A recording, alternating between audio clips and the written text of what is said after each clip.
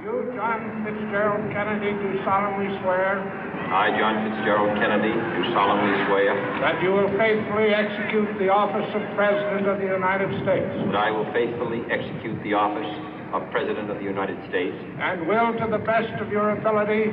And will, to the best of my ability. Preserve, protect, and defend the Constitution of the United States. Preserve, protect, and defend the Constitution of the United States. So help you God. So help me God.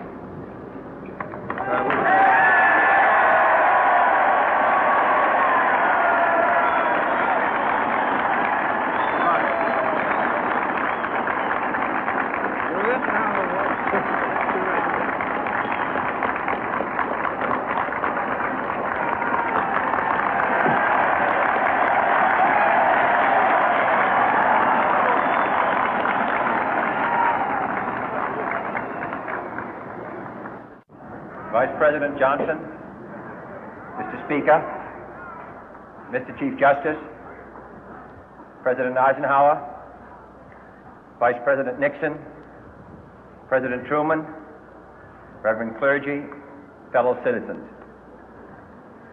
We observe today not a victory of party, but a celebration of freedom, symbolizing an end as well as a beginning, signifying renewal as well as change. For I have sworn before you and Almighty God the same solemn oath our forebears prescribed nearly a century and 3/4 ago. The world is very different now, for man holds in his mortal hands the power to abolish all forms of human poverty and all forms of human life. And yet the same revolutionary beliefs for which our forebears fought are still at issue around the globe. The belief that the rights of man come not from the generosity of the state, but from the hand of God. We dare not forget today that we are the heirs of that first revolution. Let the word go forth from this time and place to friend and foe alike that the torch has been passed to a new generation of Americans born in this century, tempered by war, disciplined by a hard and bitter peace, proud of our ancient heritage, and unwilling to witness or permit the slow undoing of those human rights to which this nation has always been committed and to which we are committed today at home and around the world.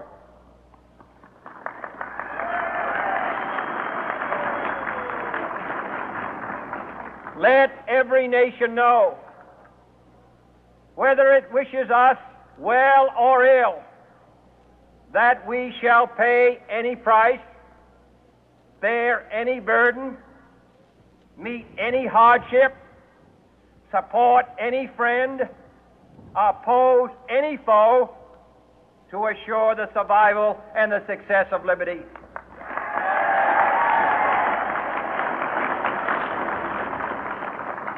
This much we pledge and more. To those old allies whose cultural and spiritual origins we share, we pledge the loyalty of faithful friends. United, there is little we cannot do in a host of cooperative ventures. Divided, there is little we can do, for we dare not meet a powerful challenge at odds and split asunder. To those new states whom we welcome to the ranks of the free, we pledge our word that one form of colonial control shall not have passed away, merely to be replaced by a far more iron tyranny.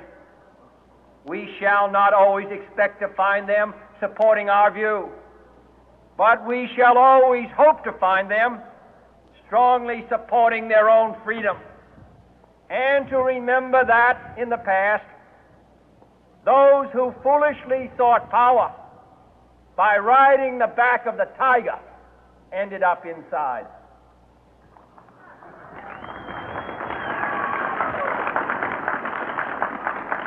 To those people in the huts and villages of half the globe struggling to break the bonds of mass misery, we pledge our best efforts to help them help themselves for whatever period is required, not because the communists may be doing it, not because we seek their votes, but because it is right.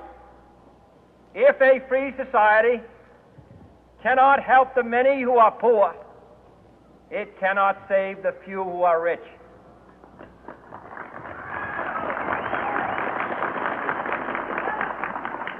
To our sister republics south of our border, we offer a special pledge to convert our good words into good deeds, in a new alliance for progress, to assist free men and free governments in casting off the chains of poverty.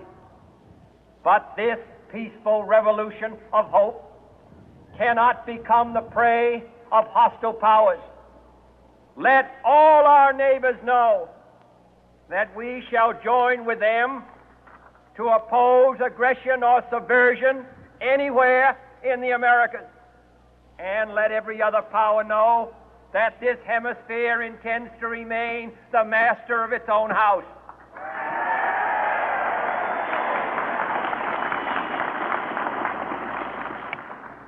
To that World Assembly of Sovereign States, the United Nations, our last best hope, in an age where the instruments of war have far outpaced the instruments of peace, we renew our pledge of support to prevent it from becoming merely a forum for invective, to strengthen its shield of the new and the weak, and to enlarge the area in which its writ may run. Finally, to those nations who would make themselves our adversary, we offer not a pledge, but a request that both sides begin anew the quest for peace. Before the dark powers of destruction, unleashed by science, engulf all humanity in planned or accidental self-destruction, we dare not tempt them with weakness, for only when our arms are sufficient beyond doubt can we be certain beyond doubt that they will never be employed. But neither can two great and powerful groups of nations take comfort from our present course, both sides overburdened by the cost of modern weapons, both rightly alarmed by the steady spread of the deadly atom, yet both racing to alter that uncertain balance of terror that stays the hand of mankind's final war. So let us begin anew, remembering on both sides that civility is not a sign of weakness, and sincerity is always subject to proof. Let us never negotiate out of fear, but let us never fear to negotiate.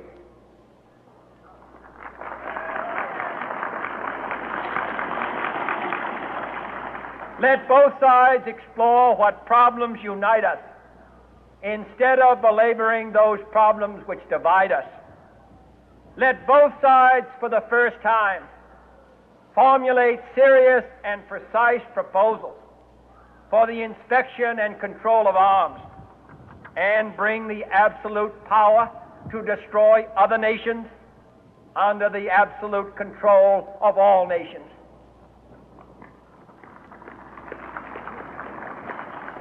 Let both sides seek to invoke the wonders of science instead of its terrors.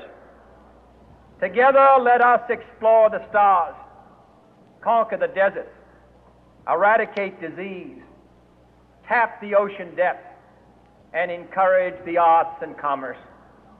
Let both sides unite to heed in all corners of the earth the command of Isaiah to undo the heavy burden and let the oppressed go free.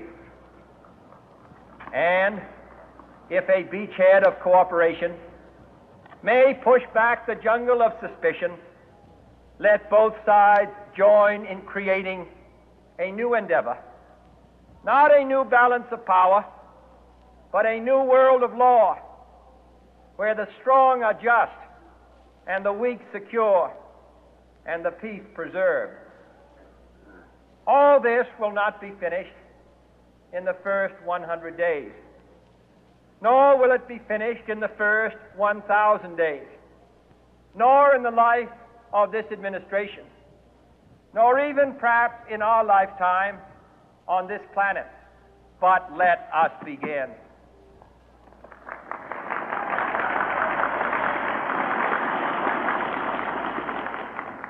In your hands, my fellow citizens, more than mine, will rest the final success or failure of our course. Since this country was founded, each generation of Americans has been summoned to give testimony to its national loyalty. The graves of young Americans who answered the call to service surround the globe.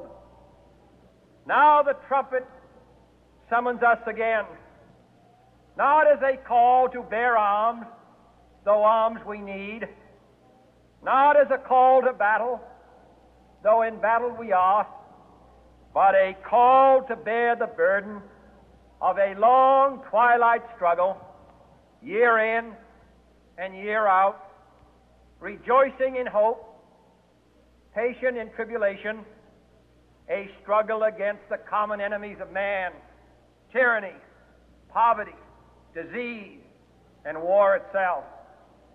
Can we forge against these enemies a grand and global alliance, North and South,